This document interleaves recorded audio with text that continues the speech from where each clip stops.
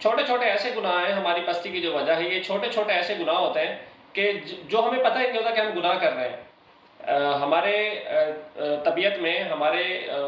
بول چال میں ایسی چیزیں شامل ہیں کہ جو گناہ ہیں اور ہمیں نہیں پتہ کہ وہ ہم گناہ کر رہے ہیں یا نہیں۔ اور یہ جو ہمارے آداب ہیں گفتگو کے، یہ جو طریقے ہیں، یہ جو ہمارے بے لذت گناہ ہیں، یہ بہت زیادہ ہمارے اعمال کو ڈیمیج کرتے ہیں، ہماری اخلاقیات کو ڈیمیج کرتے ہیں، ہماری نروس کو ڈیمیج کرتے ہیں، اور ہمیں ری تھنک کرنے کی ضرورت ہے اپنے اوپر، اپنی طبیعت کے اوپر، کہ ہمیں جو ہے اس چیز کو بھانپنا چاہیے اور اب ان خامیوں کو خود سے دور کرنا چاہیے۔ سپوز کہ ہم دو شخص اکٹھے بیٹھ کر ایک تیسرے شخص کا تذکرہ کر رہے ہوتے ہیں جو وہاں پر نہیں موجود ہوتا، اور یہ سخت ترین گناہ ہے کہ دو لوگ بیٹھے ہوں اور وہ تذکرہ کسی تیسرے شخص کا کر رہے ہوں، اور خاص طور پہ جب وہ اس کی برائی بیان کر رہے ہوتے ہیں، تو ایک ایسا سخت ترین عمل ہے کہ اس کے بارے میں بہت زیادہ وعیدیں ہیں۔ رسول اللہ صلی اللہ علیہ وآلہ وسلم نے فرمایا کہ حرام گوشت کھا رہا ہے وہ شخص جو اپنے کسی بھائی کی غیبت کر رہا ہے، جو اس کا تذکرہ کر رہا ہے، جو اس کے پاس نہیں بیٹھا ہوا اور اس کی برائیاں بیان کر رہا ہے کسی اور شخص کے سامنے، کہ یہ مردار کھا رہا ہے، یہ جانور، یہ شخص اس کے مترادف ہے کہ یہ مردار کھا رہا ہے۔ دو صحابی گفتگو کرتے جا رہے ہیں، یہ حدیث پاک کا مفہوم ہے،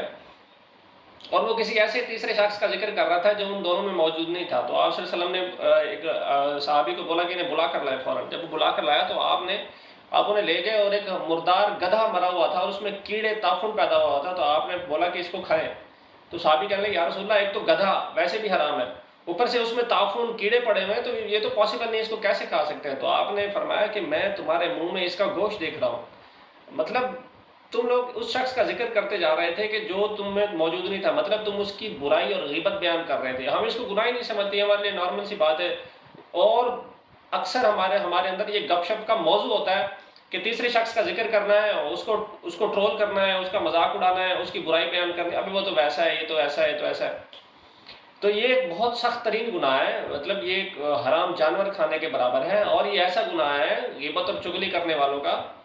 کہ جہنم میں تو پھینکا ہی جائے گا قیامت کے دن، اور ایسے لوگوں کو کاٹ کاٹ کے جہنم میں پھینکا جائے گا، ان کے ٹکڑے کر کر کے جہنم میں پھینکا جائے گا۔ تو جب ہم اپنے گناہ کو گناہ ہی نہیں سمجھیں گے، جب ہم کسی ایسی چیزوں کو ایک برے چیز ہی نہیں سمجھیں گے، تو ہمیں جو ہے نا ہمارے جو معاشرتی آداب ہیں وہ اس سے ڈیمیج ہوں گے، ہمارے اخلاقیات اس سے ڈیمیج ہوں گی، اور سب سے بڑی چیز یہ ہے کہ ہمارا جو ایک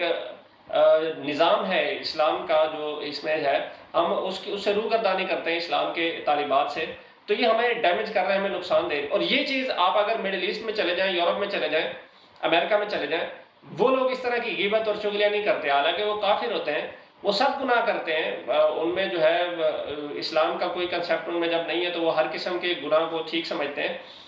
وہ سب گناہ کرتے ہیں، لیکن وہ یہ گناہ نہیں کرتے کہ چغلی اور غیبت نہیں کرتے، ایک دوسرے کو برا بھلا جو ہے نا پیٹھ پیچھے برائیاں نہیں کرتے۔ وہ معاشرت ترقی میں ہے، اور ہم قرضے لے کر اور مطلب سود کھا کر، مسلمان بہت سخت وعیدیں ہیں سود کی،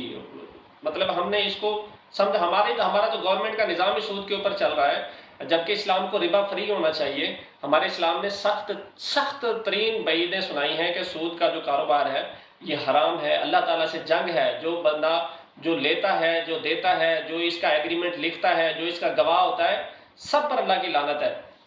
لیکن ہمارا پورا نظام جو ہے وہ سود کے اوپر چل رہا ہے، اور ہم نے کبھی اس کو سیٹ کرنے کی بھی کوشش نہیں کی، ہم نے انڈیویجول بھی کبھی سیٹ کرنے کی کوشش نہیں کی کہ اگر آپ ایک بندہ ہے، آپ پورا پاکستان ٹھیک نہیں کر سکتے، آپ اپنے آپ کو تو ٹھیک کر سکتے ہیں۔ ہم نے اپنے آپ کو بھی کبھی ٹھیک کرنے کی کوشش نہیں کی، اور ہم نے کبھی معاشرے کو بھی سیٹ کرنے کی کوشش نہیں کی۔ بڑی بات ہمارے پاس، اگر ہم کسی کو کہہ دیں کہ یار آپ نا اس طرح جھوٹ نہ بولا کرو، وہ کہتا ہے تو کون سا جو ہے نا وہ حاجی ہے، مطلب